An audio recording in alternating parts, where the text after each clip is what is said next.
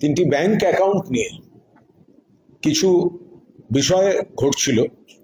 তো আজ কলকাতা হাইকোর্টে একটি বড়সড় ডেভেলপমেন্ট হয়েছে এবং সে বিষয়ে আমাদের সিনিয়র আইনজীবীরা যারা সংশ্লিষ্ট ব্যক্তি তারা আপনাদের কাছে ইতিমধ্যেই জানিয়েছেন।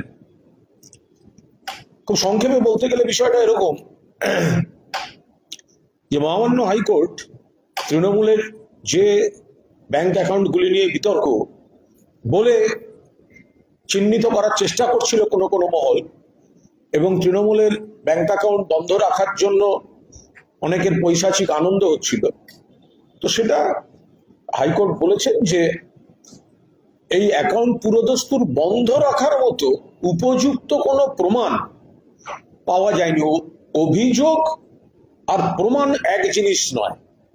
তো সুতরাং দৈনন্দিন কাজ কর্ম খরচ করা যাবে, স্পেশাল অফিসার দেখবেন, এটা তো একটা পার্ট। আমি আইনের বিষয়টা খুব